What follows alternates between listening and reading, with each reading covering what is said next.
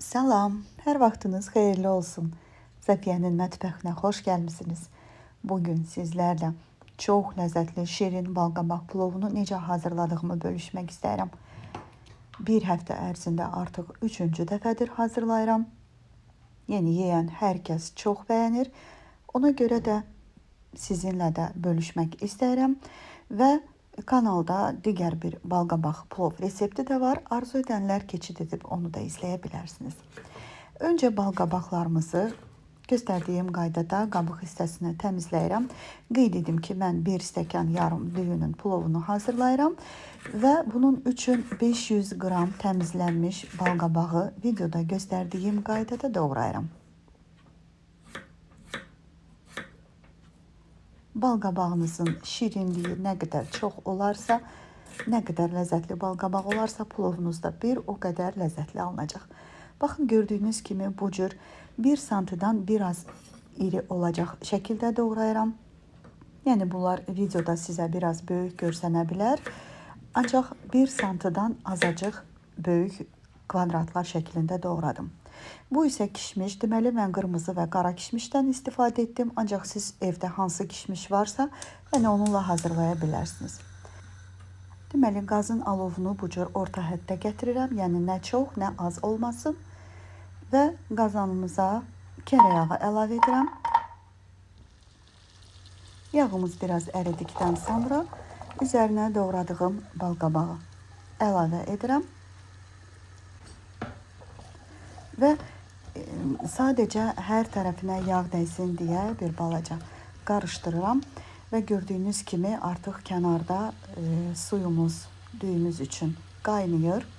İndi duzumuzu əlavə edək. Mən 1 stəkan yarım düyü üçün desert qaşığının yarısından duz əlavə etdim. Yəni çox duzlu etməyək. Və yuyulmuş düyülərimizi qazana əlavə edirəm. Düyünü qazana əlavə edib yaxşı qarışdırırıq ki, düyümüzdə yapışma halı olmasın. Yəni bu mütləqdir. Əlavə etdikdən tay düyümüz bişənə qədər mütləq düyümüzü ara sıra yaxşı qarışdırırıq. Və artıq balqabaqlarımızın canına biraz isti keçib və mən indi üzərinə azacıq duz əlavə edirəm. Və gözləyirəm ki, balqabaqlar bir balaca suyunu buraxsın.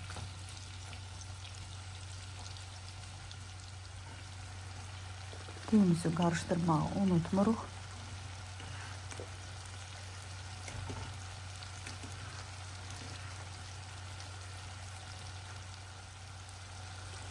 İndi artıq balqabaqlar suyunu buraxıb, indi karamelizə olunmağı üçün üzərinə 2 xörək qaşığı qədər şəkər tozu əlavə edirəm. Yəni bu sizin zövqünüzə görə biraz az və yaxud biraz çox ola bilər. Hətta çox şirin olmağını istəməyənlər, yəni ümumiyyətlə şəkəri əlavə etməyə bilərsiniz. Ancaq burada şəkər balqabaqları biraz qızarıb karamelizə olunmağından ötürüdür. Və gözləyirik ki, baxın gördüyünüz bu su tamamən çəkilsin. Mən düyünü ara sıra qarışdırıram və indi üzərinə öncədən buzluqdan çıxartdığım şabalı da əlavə edirəm. Yəni mən 1 stəkan yarım düyü üçün hardasa 120-150 qrama yaxın şabalıqdan istifadə etmişəm. Yəni bu biraz az, biraz çox ola bilər. İndi balqabaqlarımızın üzərinə kişmişi əlavə edirəm, qarışdırıram və gözləyirəm ki, tamamən yağa düşsün. Yəni artıq balqabağın suyu çəkilsin və bunlar yağa düşsün.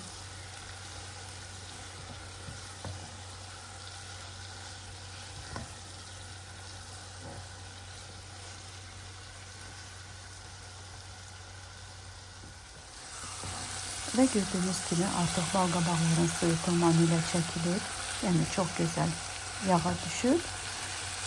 Və indi bu mərhələdə qazın alovunu minimuma indiririk ki, balqabaqlarımız daha çox qızarmasın və üzərinə qozu əlavə edirəm, doğranmış qoz.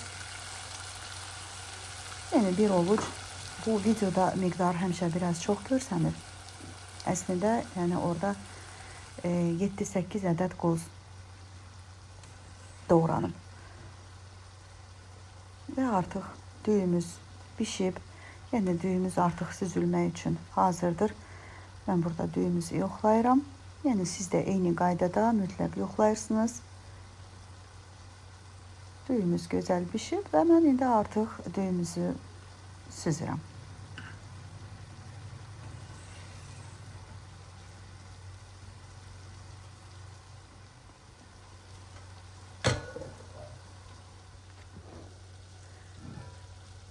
Mən çəkilişdə mənə daha rahat olsun deyə bu cür bir süzgəci qabın içərisinə qoyub düyümüzü süzürəm. Ancaq siz aşüzənlə rahat düyünüzü süzə bilərsiniz.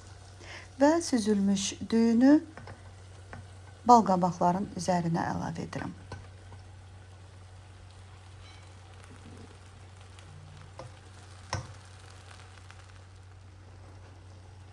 Və indi çalışırıq ki, bal qabaqlarımızı əzmədən düyümüzü yaxşıca qarışdıraq.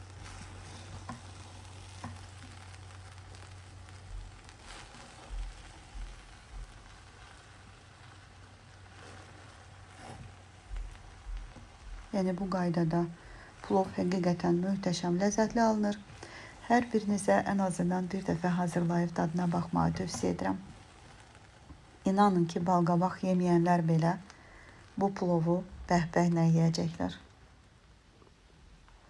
Və üzərinə məndə qabda hardasa 80 milli süd var idi. Baxın, gördüyünüz kimi hardasa yarısını 40-50 milli, yəni azacıq stəkanın 1/4 qədər südü əlavə edirəm və üzərinə kərə yağı dilimləri qoyuram. Yəni bunu öz zövqünüzə görə tənzimləyə bilərsiniz. Yəni yağlı sevənlər biraz daha artıq, yağsız sevənlər biraz daha az qoyursunuz və arzu edənlər üzərinə sarı kök, darçın, keşniş toxumu, yəni ədviyyatlar hamısı sizin öz zövqünüzə görə sərbəst olaraq hansı ədviyyatlardan istifadə etmək istəyirsinizsə əlavə edə bilərsiniz. Və bu formada qaz minimum, qazın alovu minimum həddə olacaq şəkildə, yəni nə qədər azalda bilirsinizsə o qədər. Baxın, mən bu cür azaltdım və yarım saat 45 dəqiqə düyümüz dəm alana qədər dəmdə qoyuruq. Baxın, düyülərin dəm almağını bu cür, düyülər əgər başını qaldırıblarsa, bunu gənc xanımlar bilsin deyə, yəni təcrübəli xanımlarımız bunu bilir. Gənc xanımlarımız düyü nə vaxt dəm alıb bunu bilmək üçün izah edirəm ki, düyülər əgər başını qaldırıbsa, deməli artıq hazırdır. Yeməyimizin altını söndürürük və servis edə bilərik. Yəni həqiqətən çox asan, ancaq çox ləzzətli plov alınır. Demədi deməyin, bir dəfə hazırlasanız özünüz belə hər gün bu plovu yemək istəyəcəksiniz. Məndən bu qədər. Siz isə əgər videomu bəyəndinizsə, bəyən düyməsinə basmağı, şərhlərdə fikirlərinizi yazıb videonu yaxınlarınızla bölüşməyi unutmayın. Bu sizin üçün asan, mənim üçünsə çox dəyərlidir. Dəstək olan hər kəsə öncədən təşəkkür edirəm. Hazırlayıb yeyəcək olanlara nuş olsun. Bəyənməyənlər isə öz sevdiyiniz üsulda hazırlayıb könül rahatlığı ilə nuş edin. Sağ olun, Allah'a əmanət olun. Gələn videolarımda görüşənədək.